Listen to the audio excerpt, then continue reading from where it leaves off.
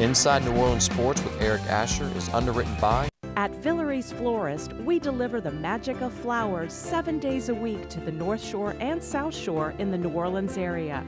Whether it's for birthday parties, baby celebrations, Villeries provides colorful floral displays for all. With a store full of fresh-cut flowers, exotic tropical flowers, orchids, roses, and even fruit baskets, our goal is to make your vision a reality. Villeries Florist, proudly serving Louisiana since 1969. Mr. Ed's Oyster Bar and Fish House has been shucking here since 1979. Located at 3117 21st Street in Metairie, Mr. Ed's Oyster Bar and Fish House offers raw, fried, and grilled oysters, as well as a range of Cajun and Creole dishes. Enjoy a dozen with a smile.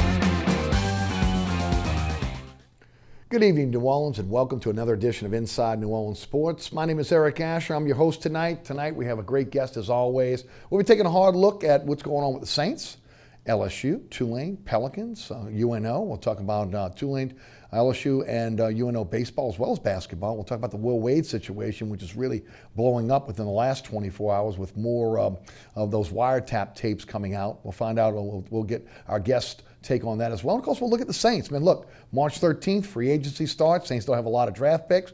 Got to believe that they're going to do something to be able to manufacture some cap room, try to be a little bit more active in free agency to fill some holes. So we'll get into that as well. And we got a great panel tonight. Seth Dunlap of WWL Radio is one of our guests. Brett Martel, the Associated Press, will join us shortly.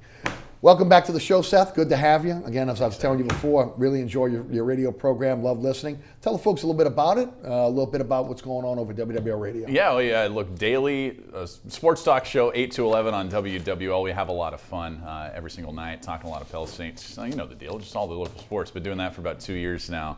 I went solo last summer, and I guess I'm a regular guest on this. Is this regular now? This well, you're in the mix. Yeah, I was telling him, I said, you better make sure you put on your calendar about every 4 to 5 weeks he's in. Yeah, there That's you go. For sure. There you go. Thanks for having me. No, we love having you. You did a great job last time. Looking forward to having you as well. Let's start off with LSU basketball. We'll get into the Will Wade situation in a minute, but let's talk about the good side of this. And LSU 25 and 5, 15 and 2 in the SEC. First place, 10th in the country right now. You're looking at a situation where if they win against Vandy, they'll have the regular season wrapped up in terms of first place. They'll be the #1 team going into the tournament because they've beaten Kentucky and Tennessee. And things are really looking good for this team right now outside of all the outside noise that we're hearing about Will Wade and recruiting. And they've done this in different ways. If you look at it from the beginning of the season, Seth, guys trying to feel their way out. This was really, again, Tremont Waters, who came in and was the guy last year and had to get kind of used to having some real good players around him. Nas Reed, obviously Javonte Smart. You look at Big Williams and also Emmett Williams coming in and what they've been able to bring to the table. Taylor and we go right down the line. Again, so many really good players on this team right now. And then it kind of shifted, where Waters, they weren't incumbent upon Waters having a great game, really turned into what they are now, which is what I love in basketball. A team that's in the paint, hits the glass, attacks the rim. I think that's the way you win consistently in college and in the pros. Your thoughts on this team? It really has kind of changed through the season and really kind of turned into the team they are now. Well, they've developed, just like you said, you laid it out beautifully, where their front court right now is athletic and I think able to bang and battle with anybody in this country. We saw that against Kentucky, who has perhaps the most athletic front court outside of Duke, this side of Duke. So they've been fantastic. They have some issues, which I'm sure we're going to get to, but the word that I have to use with them is resilient. So many times this year they've trailed late in games. They've made silly and costly turnovers late in games. They've played 7 overtimes now, but for the most part, they always seem to find a way to win. There are 5 wins in those 7 overtime games. They came back from an 8-point deficit with 5 minutes left. They came back from that 2-point deficit with 6 seconds left, and that for me was completely emblematic of this team's arc this entire season. I think they have issues that are going to get exposed when you get into the NCAA tournament. They don't have the lockdown defender on the perimeter, which Jalen Hudson yesterday just ripped them to shreds. The dude was averaging 13 points a game coming into that one. They couldn't stop him off the dribble. They couldn't stop him from shooting shots, wide open shots, which is that 1-3 zone was 1-3-1 zone was a little weird. That decision by Will Wade. So they have issues here. Tremont Waters, he's a Cousy finalist. He's that talented. He's one of the best point guards in the country and deserves all the accolades there. But because he's that good, he also should be able to withstand some criticism here that these turnovers late in games and these crazy decisions late in games cannot make. And I know Will Wade today when they had practice, you know he was talking to Tremont. He probably talked to Tremont Waters after the game yesterday. But they're good. They have a great point guard. They have a great front court, and they have athletic playmakers everywhere. This is a scary team. I think they are going to have matchup problems against certain teams with really good guard play, but it's fun right now. We haven't seen an LSU team like this since '06. No, there's no doubt. And look, you talk about Waters. You know, at some point, as a young player, and he's still a young player, only 2 years in college, you got to look at again what you have around you and realize that you don't have to carry the team anymore. You know, again, look, it's fantastic when he throws up one of those three-point shots and it goes in, but it's not so good again when you get the long rebound and everybody's under the hoop, and again they're off to the races on the other side going for a fast break. So again, he's got to temper what he's doing a little bit and play a bit more team ball. That's why again you look at what they did when Mays and Javonte Smart were starting in the backcourt, and when he was out with the quote-unquote illness, you know, again, it seemed a little bit more smoother. Now, look, Smart, unstoppable going to the hole. Mays has really matured under fire, a guy that's really kind of slowed his delivery down a little bit. You know, I can go in my mind's eye and think back to his first few years at LSU, you know, beating a guy off the dribble, getting to the rim, and then not finishing. You know, again, he's got to be able to slow it down when he gets to the rim, but the thing you love about this team is just attacking the glass always, and the extra shots on the offensive end, and then cleaning up the rebounds on the defensive end. That's where their bread is buttered. That's the Will Wade staple. If you look at his career, his teams have always been near the top of their conference and really in the top part of the NCAA in attacking the offensive glass, and that's how he's recruited. Cavell Bigby Williams is one of the most underrated players in the country right now. Is he a star? No. Is he going to play at the next level? Probably not unless he's a minor role player, but he's great right now in college basketball for this team. So athletic around the rim. Emmett Williams off the bench. What do you have? 13 and 14 yesterday. 13 points, 14 rebounds. Then you have Naz Reid, who's an inside-outside four. Could probably even play the three, maybe, if you're talking about at the next level, if he does end up committing to the NBA draft this year. And it was interesting. Did you see them run their offense through Naz Reid yesterday? Almost every possession in the second half and then into overtime, they were giving Naz Reid touches. It's still a new role for him. I think he can handle this role, but he looked a little uncomfortable yesterday. Only one assist, even though he was touching the ball every single possession. Only 9 points there. So they're still working with some stuff. They're still trying to figure out the rotation and how they're going to run their offense once they get into the tournament, both the conference tournament and the NCAA tournament. But the good news is they have so many athletes and so many players and so many guys who can play multiple positions. It's a good problem to have. I would like to see them figure out a way to be better in the half court. And when they've got bogged down into the half court, they're just not good in those sets. With Tremont running it or now with Naz Reid running it, almost cost them yesterday against Florida again. But it is all about the front court. I mean, I don't mean to just copy what you're saying here, but it's true. I mean, this is what I've been saying on my show. If you look at Duke and Kentucky and Gonzaga and really LSU, probably the four best front courts in basketball, they can match up with any of those. It's going to be imperative that Javonte Smart and Tremont Waters and whoever else it is, Taylor on the outside, that they're able to match up defensively with these great guards in the tournament, because I believe they're going to beat whoever they play in the first round. They should beat whoever they play in the first round. Second round on into the second weekend, if they're lucky to get that far, that's going to be the focus here. And you know the other coaches, whoever are going to play them, are going to scheme that and say, hey, they can't guard us on the outside. So it's something to be a little concerned about. And of course, also the deal with Naz Reid as well, foul trouble. And look, you go through most of the season, how many times have we seen having to sit on an entire half And again, that has opened up the door for Taylor and Big B Williams and Emmett Williams to really shine and to really kind of set up, again, how strong they are on the glass. I agree with you. I think it comes down to matchups when it comes to the NCAA tournament. I think when we see that big board, we'll be able to take a look at some of these teams, how they play. They're going to try to make LSU beat them from the outside in a lot of cases. How they're going to match up against the opposing team, or how far they'll go. Yeah, it's all about matchups. Right. And I've been telling my audience this, Eric, that don't just look at the polls when you're talking about college basketball. Also, don't just look at the projected seed for LSU. You want to look at what region they're in, how far they're having to travel in the opening weekend, and who's the potential 1 and 2 seeds there on the opposite half of those regions that you're going to have to run into if you want to get to a regional final and Final Four. I think they can, I've proven they can match up with Kentucky very well. I think, oddly, I think they'd be an okay matchup with Duke with how they love to pound it inside, especially if Zion's back. They're not great. Duke's better than anybody in basketball if Zion play. I'm not trying to convince anybody that LSU is better than Duke. But teams like North Carolina, Villanova, who's fallen off here a little bit, but I still think it's going to be dangerous come tournament time, and even a team like Gonzaga with those great guards and also a Kuzi finalist in Josh Perkins, those are the teams you want to see them away from. Like put them in there with Kentucky or Tennessee or even a Duke or somebody like that, Ohio State. Stay away from the teams with good guards. This team has come so far since, again, losing to Houston and Florida State.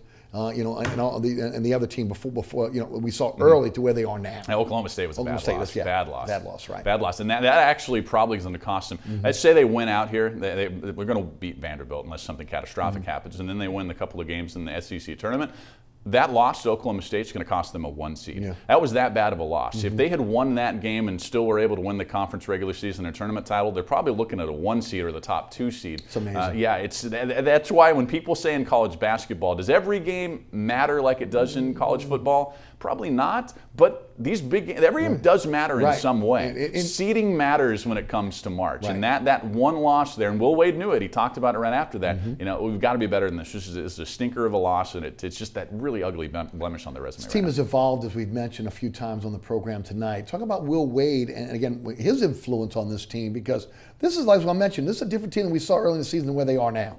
Oh, very different. I think that's coaching. Right. I mean, that's coaching. I know we're going to get to the and players listening to the coach, right? Absolutely. Well, he is and I know we're going to get to the bad part of this. Yes. But if you just look at Will Wade, the coach on the court, he's a phenomenal recruiter, I think, regardless of all the stuff we're going to talk about. Right. And his ability to teach these young players to play within the system and play under control in his system is evident. You're talking about a team that has 3 freshman contributors in a big way to this team. It's the same problem that John Calipari has had for many years over at Kentucky. You look at Kentucky's teams throughout his tenure, except for a couple of years. I think the 1 year he had Anthony Davis might have been an exception to this.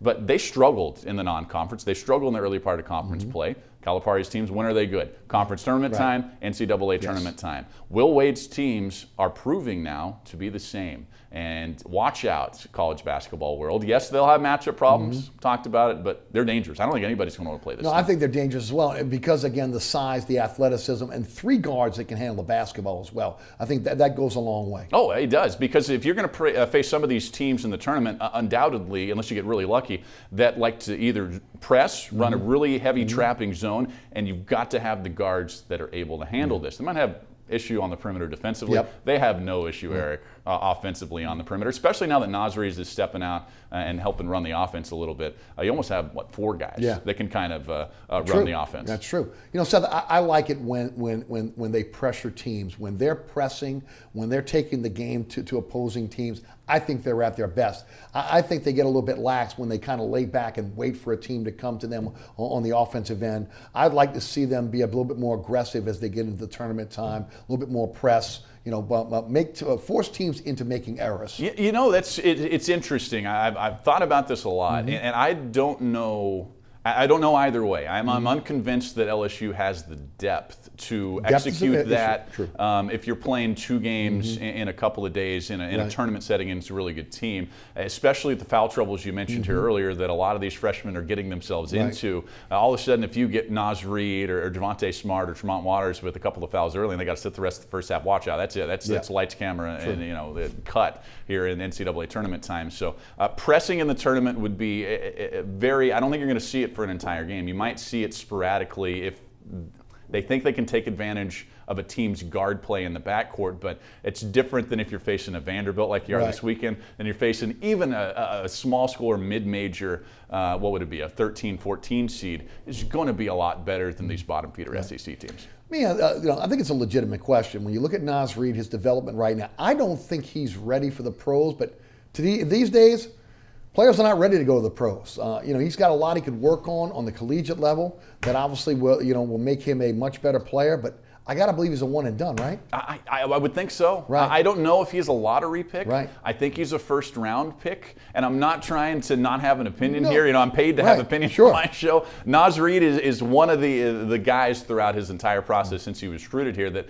I just haven't been sure, positively sure that he will be a one and done guy, because I didn't really see it in the early part of this season. He's now developed where he's able to step out, hit some big shots on the perimeter. He's also able to, he's basically playing the three here. Right. And the three is such a valuable position. The wing spot in the NBA is, look at the Pelicans. They've been looking for one for 5 years here. No doubt. So if NBA scouts and coaches and teams believe that he can play that role, either at kind of a small four or the three in the NBA, run the offense, be good on both sides of the court, then I don't know why you wouldn't leave and make that money, because there's too many teams that have a need at that Of course, spot. we don't know what's going to happen in the future. We're going to get into the Will Wade situation in a moment, but they got some players that legitimately could stick around for another season. It would do them a lot of good. The problem is, in today's world, when the NBA comes calling, a lot of these kids, they all believe they're going to be lottery picks, and they go for greener pastures. And as we both know, the landscape of college basketball is going to be changing if ultimately what we believe the Players Association will be in favor of allowing kids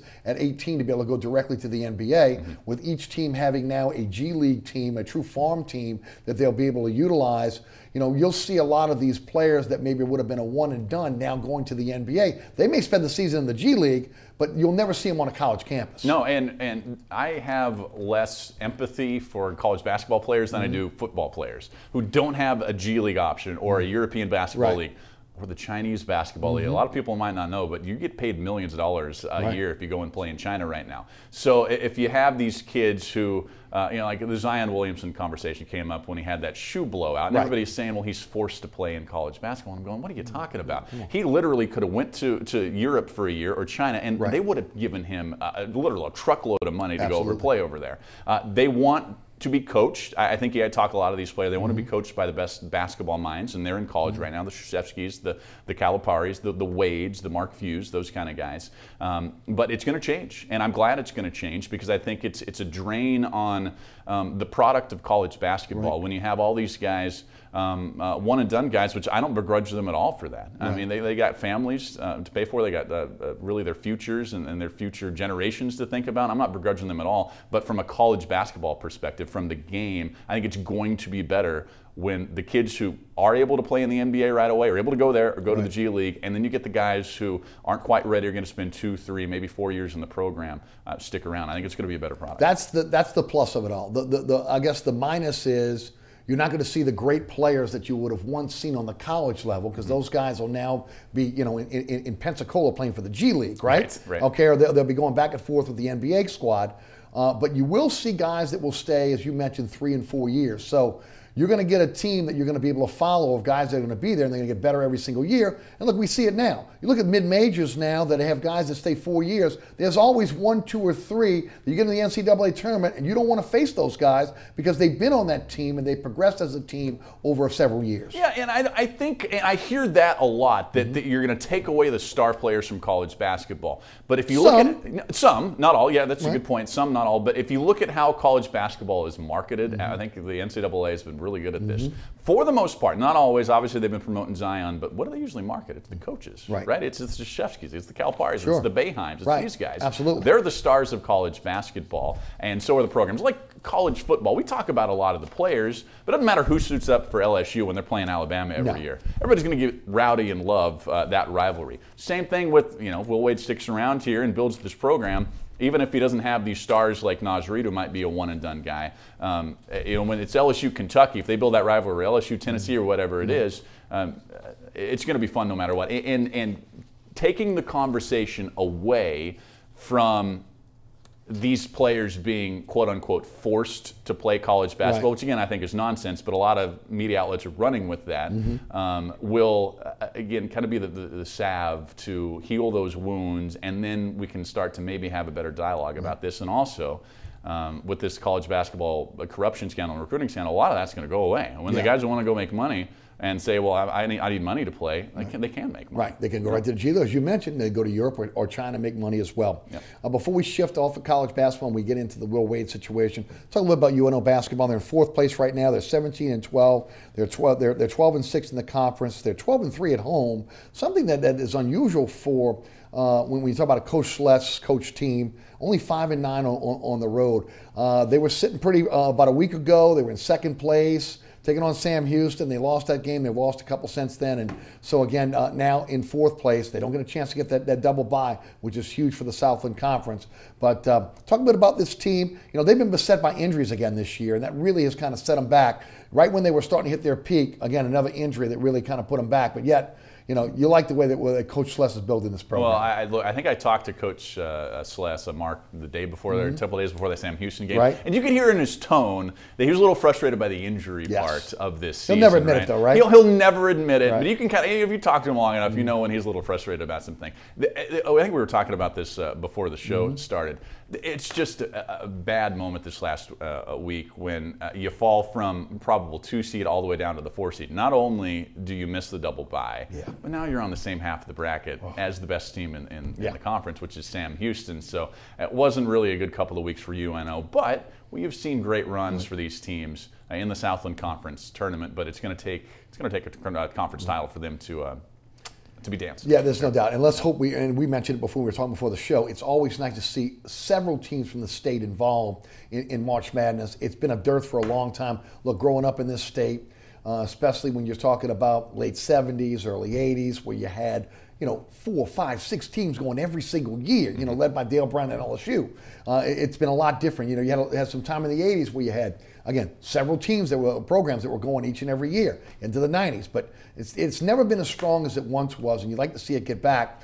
You know, it's really, when you look at it, there's a lot of apathy in this town for college basketball. You know, UNO can't fill the arena. LSU's only filling that arena when they're really good, and when they're really good right now, people are paying attention. And Tulane has the same issues, you know, over on Willow Street as well, with again filling up that arena, a rather small arena, which leads me to Dunleavy. A lot of people that follow Tulane upset by what's happening right now, feel like, again, he shouldn't be given another year. You know, they may go 0 in the conference before it's all said and done. You know, they're sticking with him. They say he's got a pretty good recruiting class coming in. What are your thoughts there? I don't want to bag on Mike Dunleavy too hard here, but when he was hired, I never thought it was the right hire for this program. I think he's a great basketball mind. He's proven that. His track record speaks for itself. But you're talking about a guy that age coming into a program that has no success in a city that is really tough to recruit. Elite college basketball talent that you need in that conference. This isn't the conference of old. This is basically half of the old Big East. Right. You've got some basketball powers in this conference that you're going to be competing at each year. I think that Tulane has the facilities. I used to do public address there for what, 4 years for basketball, and I talked to the guys running and gals running the athletic department, and they firmly believe that they can build both the men and the women's program into consistent NCAA tournament contenders, at least, and conference contenders. But you just need a reboot in my mind. It's not happening here. If you think one draft class is going to solve the issues that Tulane has, it's just not happening. You watch games at Devlin. It's a great facility here in the city to watch small to mid-major college basketball. It's intimate. It's a great venue. They've got the facilities. This university, the school has money. But I think it's time for a reset. I think it's time for a reboot. He probably will get another year. I don't know if it's the right decision, though. You know, everybody thinks back to the Perry Clark years, and again, that place was packed. He recruited nationally, but he got the best of the best out of Louisiana as well. You know, you talk about Honeycutt, some of the other players, obviously, they had in that run when Tulane was running, and in a pretty decent conference. You know, they played in a pretty decent conference. And let me say this, Eric, for people who don't think that UNO and Tulane can be successful on the basketball court, I got to push back on that. You look at the landscape of college basketball, which is very different from college football. these size of schools are able to compete consistently when you're in these kind of markets. You look at the Villanovas, go back to Gonzaga, Xavier, Sure. and you know, there's so many of these mid-major, and probably Gonzaga's not mid-major anymore, but you can. The resources are there. They have the perfect size of the gym or the arena there. What is it, about 4,000, something like that? That's the same size as some of these other schools. So they have the facilities, they have the money, they have really the city here. That's a great. A lot of these college kids who aren't the McDonald's All-Americans, the blue chip recruits, they would love to come here and spend a couple of years, 3-4 years in New Orleans. So I do not believe anybody who says, well, UNO or Tulane can never be good at basketball. They just care about football or baseball in here. No, nonsense. And by the way, just keep an eye on Coach Sless's program here. Oh, yeah. The trajectory of that program since he's taken it over is pretty incredible. Rome wasn't built in a day. Villanova wasn't built in a day. True. Gonzaga wasn't built in a doubt. day. It took Gonzaga 12 years to get where they were when they're making a consistent title. UNO might not be there, but I think something special is happening here for Coach Sless and UNO, and I'm really excited. Not as much here excited about Tulane right now on the basketball court. agree with you about UNO. I agree with you about Tulane. Again, when you go back and you look at the history, you look at Tim Floyd's teams at UNO, as I mentioned, Perry Clark at Tulane, and again, people went out and saw the games, and you know, now it's kind of a pro basketball town, and even kind of a lukewarm pro basketball town because they got to be winning. People got to get interested in basketball again here in this town. You know, a part of that is again just so much basketball on TV. You know what? I'm just. And I wonder this with it's fine being a casual fan and everything. We're diehards. It's our job, right? But most people are casual basketball fans or casual baseball, football fans, to be honest. A lot of people are. But basketball is so cool when you're in person. It's an intimate sport that's better in person. I think football is turning into a sport that's better on TV. We all love football. We're all football diehards here. But I think maybe the people who aren't into Tulane or UNO basketball or even LSU or the Pelicans, maybe they just haven't actually been to enough live basketball games. Because it's fun. Like it's a lot of fun. And look, if hopefully, again, these teams get a star or someone that again, the fans can identify with, and they'll go out and see them, because that's that's happened down here in New Orleans as well. All right, we're going to take a quick break. Brett Martel is going to join us from the Associated Press. We're going to jump into the Will Wade situation. Then we'll talk some Saints. We'll get to some Pelicans a little bit later on, and hopefully have some time to touch on college baseball. You're watching Inside New Orleans Sports. I'm your host, Eric Asher. Seth Dunlap of WWL Radio, along with again, Brett Martel, the Associated Press, our guest tonight. Don't go anywhere. Burkhart's Air Conditioning, Heating, and Refrigeration has been family-owned and operated since 1989. Burkhart has energy-efficient solutions and offers brands such as Mitsubishi ductless AC units and Amana, the only manufacturer with a lifetime unit replacement warranty. Burkhart's offers maintenance bundle packages that include servicing your AC, generator, and tankless water heater. For more information on the services Burkhart's provides, visit acpromise.com. Burkhart's Air Conditioning, Heating, and Refrigeration, providing comfort for life. Located at 3701 Iberville Street in Mid-City is Katie's Restaurant and Bar. Open 7 days a week, Katie's offers daily specials for lunch, dinner, and Sunday brunch. Serving New Orleans cuisine such as fried shrimp platters, grilled redfish, and a fully stocked bar. And don't forget about our expanded event seating and local entertainment. Featured on the Best of Food Network's diners, drive-ins, and dives, Katie's Restaurant and Bar. Here we go. Welcome back to Inside New Orleans Sports. Our guest tonight, Seth Dunlap of WWL Radio, along with Brett Martel of the Associated Press. Brett joins us on the program from the AP. Brett, tell us a little bit about the Associated Press. Sure. The AP is a news agency based in New York City, and I'm kind of like a sports correspondent to the world from Louisiana. So, you know, papers around the world that want major sports news from whether it's LSU, Saints, Pelicans, PGA tournament here, whatever, they have to rely on me. Good to have you back.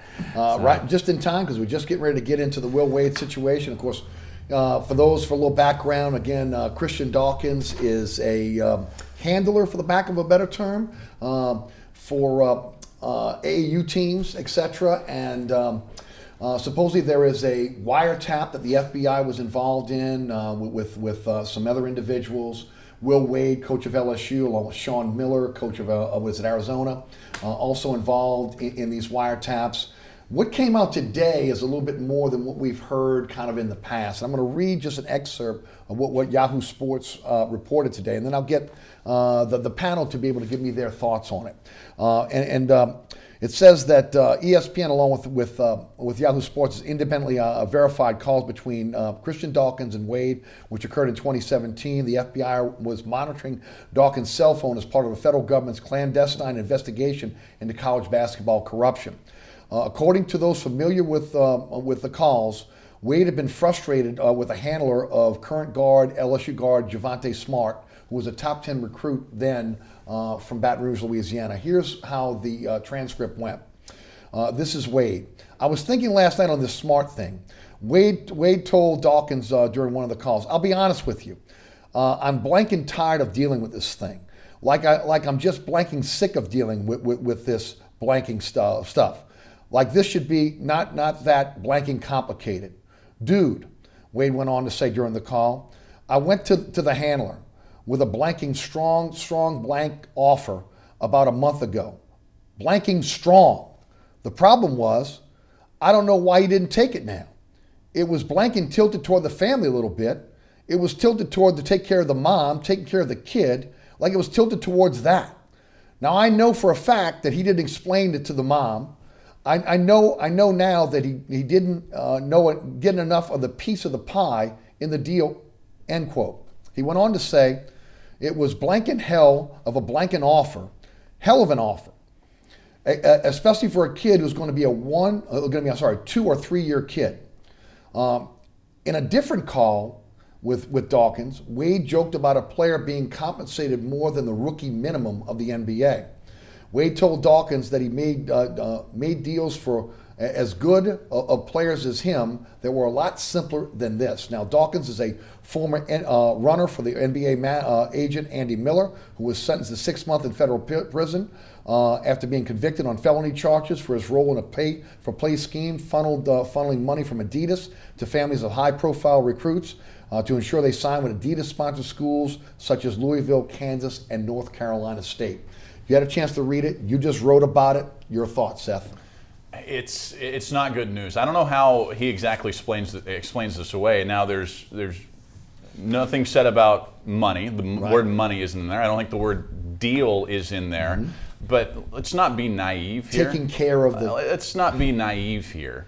This isn't the last one of these. There's apparently a handful more of these conversations and transcripts that are here. Anybody who thinks this is nothing to worry about, or that this happens all the time, or this is just a conversation that happens all the time between coaches and agents, well, it may happen a lot in college basketball. It doesn't make it right.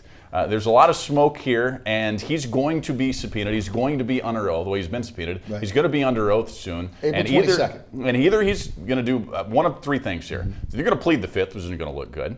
Mm-hmm. He's going to have to tell the truth, which they have other transcripts, and he's under oath. He's got to do that. Right. Or I don't know how he explains this away. I guess there's that third prong there that somehow he explains this away. I have no idea how he does this. I am curious because you've been covering this today, Brett. I'm curious to know your thoughts on this, because this is bad. On the surface, it looks ugly. I mean, especially when you start talking about taking care of the mom, taking care of the kid. I mean, is it more than just meals and board and making sure that the kid gets at the training table at LSU? Or is it more than that? Right. It's going to be interesting to see how it plays out. The thing is, though, even if he is talking about things that would be violations, it's unclear how much proof they have, direct proof of violations.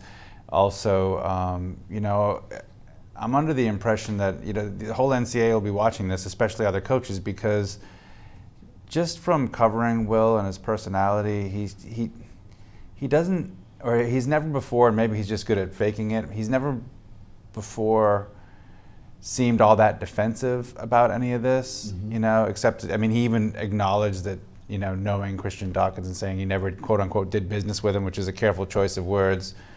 But it almost seems like he feels like he's just playing the game that all the major coaches play, and that I'm curious to see as to whether he's willing to be a quote unquote fall guy, if in fact he is doing blatantly illegal things, in a system where he's only doing what he needs to do to keep up with everybody else. Everybody else. Right. Right. And that doesn't make it right, like you said. But it could explode into something where, you know, the other option that you didn't mention is he could do a plea agreement. And I can only imagine that he would do a plea agreement if there was something in it for him, and if he does a plea agreement, then that could implicate a lot of other people. Yes. So it's, you know, we're just seeing kind of, I think, the surface of where this could go. Can I mention something that Brett talked about here that I've heard a lot? You've probably heard this a lot too, guys. Is that the people who are trying to brush this aside like it's no big deal? A lot of them are saying, "Well, this happens everywhere in college basketball." I think it happens a lot. I think it's been proven in this what's happening here with Sean Miller and everybody else, and of course Rick Pitino and Bill Self's been implicated here a little bit too. So it's obviously prevalent. But saying everybody does it, and I'm not saying anybody else here believe that, but the fans are saying everybody does it in college basketball. That's simply not true. It's patently not true, and that's trying to explain away things that aren't bad. Mike Krzyzewski's never been implicated in anything in his career. Mark Few has been the leading voice at Gonzaga, anti-corruption, saying NCAA better come down with banhammers on this. Jay Wright in Villanova, looks like he runs a completely clean program. Rick Barnes, I know that Mark Few was talking about Rick Barnes, and he believes, I think he's on the record, Mark Few saying Rick Barnes runs a clean program here. That's why he has so many 3- and 4-year guys. So does it happen a lot? Yeah. Does it happen way too much? Yes. But there are very successful programs and coaches that don't engage in this nonsense, and just because a lot of people do doesn't make it right in my mind. According to Outside the Lines, they reported previously that Dawkins and Wade had at least 3 phone calls between July of 19th, 2017 and July 30th of 2017. LSU said that, told ESPN that Wade's university issued cell phone didn't include any cell numbers or calls that were assigned to Dawkins. Also, they said they hadn't received any correspondence from the United States Justice Department or the NCAA regarding their program. For those that don't know how the landscape of high school basketball has changed and how much it has changed in terms of what it used to be, where you used to have a coach who again, was kind of shielding the player and would kind of get the guy that kind of set up the interviews, was there with the family, kind of walking him through the recruiting process. It's a total different animal now. Well, it is. It goes to AAU. I mean, I played in AAU for a very long time growing up, and you could see the beginnings of the corruption a couple of decades ago. Probably goes back further than that. Just because I say AAU is dirty, by the way, it doesn't. I say politics is dirty. Doesn't mean every politician is dirty. I mean every AAU coach or program is dirty. But let's be honest here. This is where most of this starts from. It's shoe companies. It is coaches and players around those AAU programs. Coaches and parents and people around those AAU programs that are concerned about enriching themselves off the back of these players. You want to think college basketball is dirty. AAU is college basketball exponentially dirtier. It's nasty, and that's where most of this starts from. And that leads me to my next point. Could this just have been Will Wade talking to a handler and saying anything he had to say to get in front of a recruit? Or it could be something more nefarious? Well, I mean, it's hard to really know based on just that transcript. I mean, although he doesn't mention anything that would be technically a violation of NCAA rules or illegal, it does. It really, like, if you just use your gut instinct and common sense, it really. When you say talk, I took care of the mom more than I took care of the kid, and the handler didn't understand that. It looks like what you propose, which I think is right, to propose all the possibilities this could be. And I know you just do it for conversation's sake here. I can imagine that they would try to say something along those lines. I just don't know how credible it would be, So, but you just never know how it's going to play out. I mean, even like, it's good that you mentioned the names of the guys who do apparently have clean programs. Although we're constantly seeing people who appear to be doing things the right way for a long period of time, whether it's Joe Paterno or whoever, who all of a sudden come crashing down when revelation after revelation starts to float to the surface. So, isn't it a credibility issue, like you just said? That's it. Like there might not be the smoking gun on this. There might have some kind of plausible deniability because the transcripts. I'm sure he was very smart on this, and he'd probably been coached. Don't use the word money on the phone. Don't use the word deal on the phone. And it's speculation here. Okay, but let's be honest. Anybody with 2 sets of ears can hear what was said on those tapes, and you gotta have a lot of questions here. a lot of questions. And then some ask about how the players are affected. Well, I say the players probably, if this is true, then the players already know, okay, at that point. So, I don't know how much that's going to affect them on the court. What it affects is what's going to happen in the future. Future of the program, future of Will Wade being able to recruit. From what I understand, the recruiting class right now is not even close to what it was this time last year. They're toward the bottom of the SEC in terms of recruiting. It's how it's going to affect them going forward. And then, of course, down the line here, if there are sanctions, and the one thing I don't like about sanctions is that I almost feel like sanctioning the school hurts players in the future, where, again, sanctioning a coach is more, I think, a fairer deal than sanctioning, future recruits or future players because of what happened before they were there. No, it's a good point. I think California just instituted a rule or a law where you can't actually sanction coaches anymore, which is really interesting. Right. I think this Crazy, happened in because the again, last legislative session, which they say, you can sanction programs, you can't sanction coaches. I mean, that's very deep in the weeds here. Right.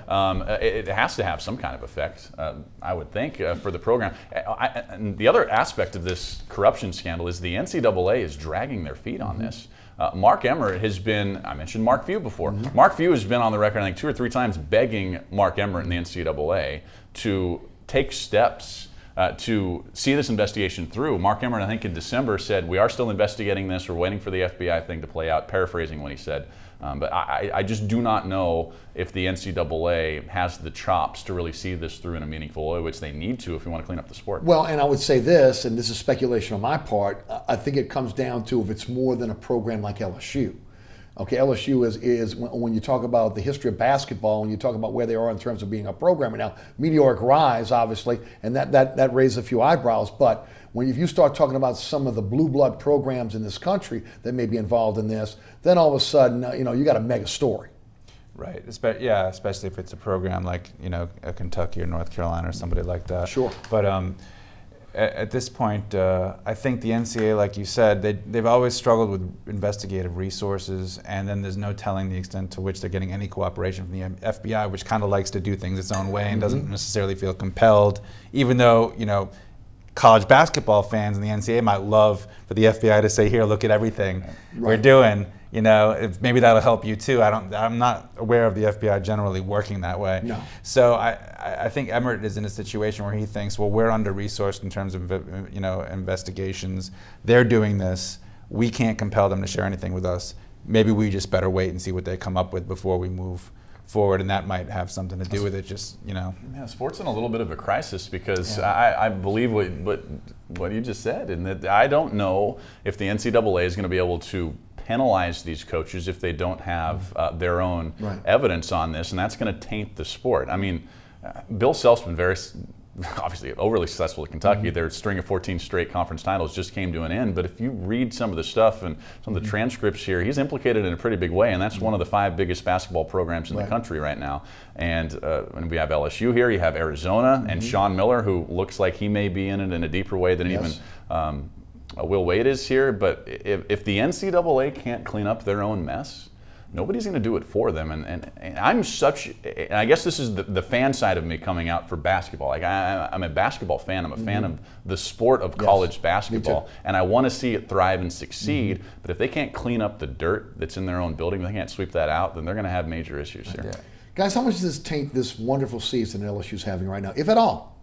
I don't know if it does at all yet. You have this overarching, looming cloud. I mean, before it was a player that was going to Florida State, and then we got the player. Now it's a guy that's actually on the team. I guess we'll find out. Right now, my gut reaction is, and I guess this is the people that I talk to every night on my show and the media who covers it, I don't think it's going to affect how this season right now is viewed retroactively. Right. Once Will Wade testifies, and whatever comes out between now and then, I think it could. But right now, I just get the feeling that it's not going to taint it in any way right now. Yeah, it's. I mean, right now you have one player who has started some games, and he has played extremely well in some games. But it's one player so far. I do think that in the minds of many fans, especially non-LSU fans, it will taint their accomplishment to some extent. But absent of any kind of proof of wrongdoing, I mean, suppose Smart didn't accept any kind of benefits and just decided he wanted to play close to home, you know? Sure.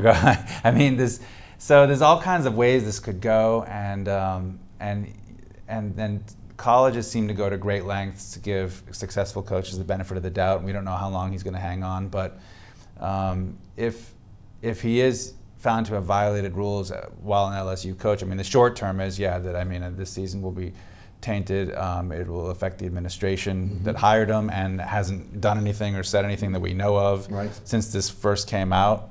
I think that Oliva's athletic director Joe Oliva's contract is winding up here, and this could affect his tenure. Oliva and Wade is a little tight at the hip because Will Wade's success here kind of helped save Oliva's job. Yeah, I mean, so same with Coach O. I mean, Coach O's success as well, but Will Wade and Joe Oliva are tight at the hip here. And it is interesting, you mentioned that he hasn't really said anything, and he probably can't. He'd probably just come out and I can't talk about this, it's an investigation, but it is interesting that, it's radio silence coming from Well, if it's LSU, you probably don't want to say anything right now until April the 22nd, when the world will know what was on those tapes and ultimately how Wade will answer that. And of course, he'll have a pretty high-priced attorney that'll be there with him, kind of courting him through this thing as well. But LSU will not have looked proactive. No, they won't. It would have looked like they shielded somebody. Isn't that a problem in just college sports in general? I mean, look at the Ohio State situation or Penn State or Baylor. I mean, I don't understand why these universities, to Brett's point,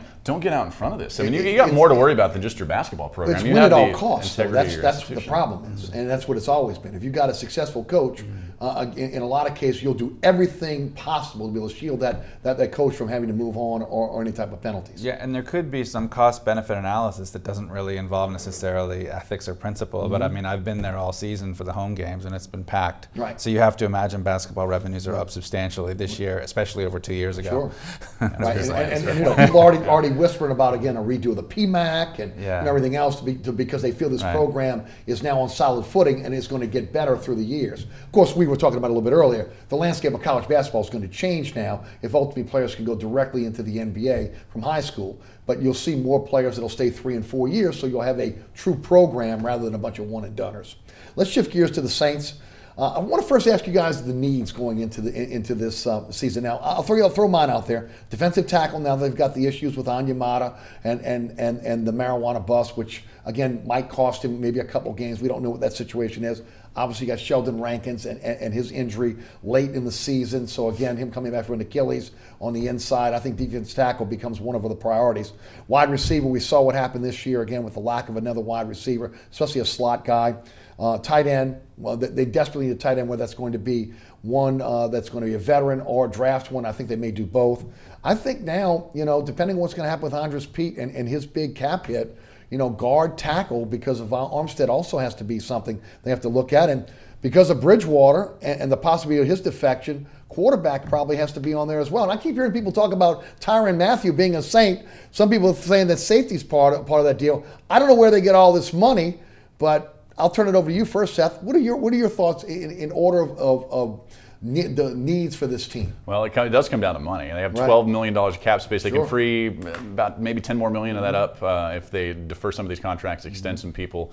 But the ones are obvious. It's tight end. It's definitely a slot receiver, depending on what they think about Cam Meredith and Traquan Smith in the second year. Sneaky need here for me is cornerback. You can never have enough cornerbacks, and with you don't know what's happening with P.J. Williams. Patrick Robinson probably isn't coming back. So slot corner, I think, is a big need for this team right now. So you don't think Patrick Robinson will be back? I don't know. I have a feeling that they're going to look for other options here because he's going to be able to be 33 this next year, 32, 33. P-Rob, that's pretty long in the tooth for a nickel cornerback in this league. And remember, this is kind of a defense first, not defense first. Well, I guess they were defense first here, second half of the season. A little Peyton Manning final year kind of where they relied a lot more on the defense than the offense. So I think they see this defense can be elite. I think they're going to continue to build there, plug some holes in the offense. There are not a lot of holes in the offense. Yeah, the problem for P-Rob is both his age and if it was a shoulder injury or an elbow injury or a wrist injury, it would be different than a leg injury like he had, which is crucial for cornerbacks. I mean, their foot speed and just the closing speed is everything at that position. Does that help P.J. Williams though, coming off the season he had? I mean, it could help him as long as I'm sure he'll deal with his. issues. But DUI, yes. Yeah, but he could also end up missing a couple games early in the season for something like that. So 1 or 2 games. I mean, it could be 3 games, I think, for Onyemata, probably not 4.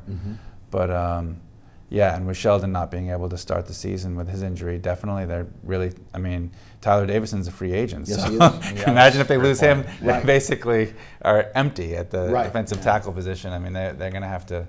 Alex Okafor too. Yeah. And I think they got to bring him back, right? Because, well, I mean, I know they have Davenport on the opposite side, but they need someone along the lines of an Okafor, and I think you have, if you're the Saints, you have to hope that he's inclined to defer to the Saints if the offers are remotely competitive because of how well they've treated him. And especially if they're giving him the bonus, which allowed him to become a free agent. They don't give him that bonus that he did not earn because, again, he didn't reach the plateau of sacks that he needed. They gave it to him anyway. That triggered the opportunity to be a free agent. That puts him on the market in a pretty good free agent market for outside pass rushers. So you don't know where he's going to line up. Defensive tackle, I wonder if they might take a flyer on a 1 or 2 year guy, and do like maybe what the Rams did last year with Sue. Sue's interesting. What did he get paid? $14 million this last year. He didn't produce at a $14 million a year level. The Rams are going to want him back at a reduced salary. I know the Saints are very interested in him. Unless he comes here for $5, $6, $7 million, they just don't have the cap space. Another spot here is obviously Mark Ingram's situation. If he leaves, you don't want Alvin Kamara getting 25, 30 touches a game. They're going to need to bring another back in here because they don't have the draft pick. Draft anybody with one pick in the first 4 rounds. Sure. Let's talk about Malk Ingram. So, again, it was mentioned, reported $5 million. Some have said try to get in the middle. I'm talking 4, 4.5. I think that's a nice rate for him. That still puts him again in the top 10 of running backs. And then you got Kamara coming up. You got a lot of young players that are coming to have to get paid. Brett, what do you think about Malk Ingram coming back to New Orleans and playing out his career here? Well, that would be ideal, I think, for both sides. But considering who the Saints need to pay, who have somewhat more prominent roles and are younger, I think it only works with Mark if it's either some kind of backloaded deal with the flexibility to release him without a major long-term commitment, or some kind of short-term deal, with more of the money up front this year before they have to, and not so long where there's going to be a dead cap hit or something like that, because they're going to have to extend Thomas next year and Kamara the year after that, and it only gets harder. Yes. They have to figure out what to do about Andrus Peat and whether to trade him or something like that, and so. It's kind of their one tradable asset, right? So now is Andrus Peat. It is. Give me your thoughts on Ingram coming back, then let's jump into some Andrus Peat. I kind of agree with Brett. I lean that he won't be back just because he's going to be offered too much money elsewhere. He loves this organization. He loves Sean Payton. Sean Payton loves him, and so does Mickey Loomis. But money talks, man. Yeah. So you think you'll get a more lucrative offer elsewhere and will be enticed to I think it's undoubted that he will get a better offer somewhere else. It's just that if the offer here is close enough where he takes it'd be interesting because I think there's a lot of intangible with Malk Ingram, from his leadership in the locker room. One of the most underrated things he does is block for Drew Brees in the passing game. He's become a pretty decent receiver out of the backfield. You'd hate to lose him, but again, you can't overpay for him either, especially a running back that's approaching 30. And the other factor is he has a relatively new agent, and the agent's interests are not exactly aligned with the team's interests. Yes. Like the agent, even if the agent's not going to sit there and say, "Hey, Mark, why don't you take a 20% hometown discount?" And that'll affect my commission, but I just want you to be happy. I mean, is that the information that's going to? That's not what agents think. Not at all. How about Andrus Peat? $9.6 million cap hit here. You got to make a decision. Is he going to be your long-term guard? Do you extend him now? You surely can't pay him $9.6 million. You're paying Armstead $10 million a year. Or do you trade him? Because as you mentioned, one of the few tradable assets you really have on this roster here. The question is, what do you trade him for? You're looking to try to get back in the draft, and what can you get for him at that point? And then, hey, if you trade him, you got to find another guard. No, you're talking about a guard, and you're also talking about a guy with a $9 million cap hit. Yes. So the value you'll get in return isn't big. You're talking about maybe a third, fourth round pick somewhere in that vicinity. But when you have Teron Armstead and you have Ryan Ramczyk, are going to be your bookend tackles likely for the next decade or so, and they're going to be making a lot of money. Yes. 2 all-pro kind of guards, tackles. I don't know if you have the money to lock Andrus Peat up long term. So do you want to get assets for him now, or do you say, hey, we're all in to win this year? and he's the best guy we have at this spot to protect Drew. So we're just gonna, we're gonna eat it. It's probably not coming back here after this year, but he is one of the best run blocking guards in the league when he's healthy. He is very valuable. It's going to be interesting to watch what Mickey Loomis does with your thoughts on Pete. Well, what makes them valuable too as a trade asset is that another team that needs a tackle might just move him back to tackle, because he could do it. I mean, he came in as a tackle and he was drafted that way. And before they had Ryan Ramczyk, I think they were probably wondering if he could ultimately be a longer term solution at tackle. So, yeah, he relatively speaking, he may be more expendable. Because even though you're losing a really good guard, what are you going to get in return that you might need more of? Right. That it's harder to replace around the roster, whether you're talking about defensive skill players, pass rushers, or offensive skill players. So. It was interesting. This like a year ago, they had this overwhelming amount of offensive lineman assets, where it would have been easier to trade him a year ago in this spot than it would be this year. Especially with Clemente ending up in Houston, no doubt. $33 million cap hit for Drew Brees this year, $10.5 million cap hit next year for Drew Brees. Does this organization say, you know what, we're going to redo his deal, we're going to kick the can down the road, or are they getting to the point where they're saying, you know what, it's time to start eating some of this salary now and not have it affect the young guys that are going to be coming up to be looking for these big deals? What do you think happens with Drew Brees? This is his last year in New Orleans? I think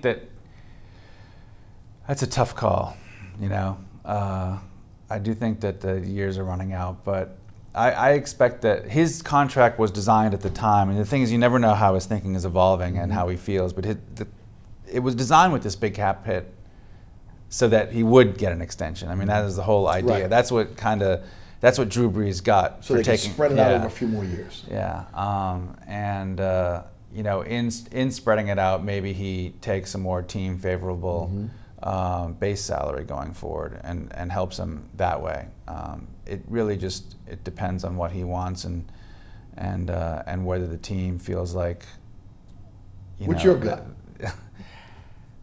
I don't know. I'm a little confused by it. I really thought he had such a good year last year, and he does such a good job taking care of himself. And the quarterback who just won the Super Bowl is a year older than he is. I really feel like he potentially could be effective for 3 more seasons. As do I. I just and you could really set the offense to make him be effective as well. Right. Change the offense up. Yeah, more effective than at least 25 other quarterbacks. Oh, yeah, absolutely. I mean, but I just can't. I guess it just depends on where he is with his family and whether his heart's in the commitment that he makes. Because it's one thing, the commitment you have to make to be an NFL player, and then there's the commitment that you have to make to be Drew Brees. Right. And he's just so rigorous in adhering to his regimen of diet and workouts and everything he does. I don't know, he just has to be committed to that, 24/7, 12 months a year. No doubt. You get the last word.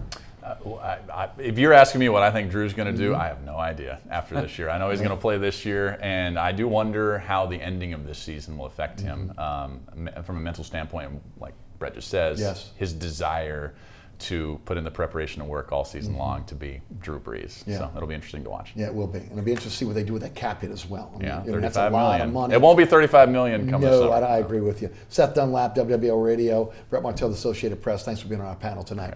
Great job. Thanks so much for tuning in. Remember, they rebroadcast this program each and every Friday night right here on WLAE at 10 p.m. Also on Pelican Sports Network. That is 9 o'clock every Friday night. You catch me on the radio, Sports 1280, 101.1 FM HD2 and the iHeart Radio app.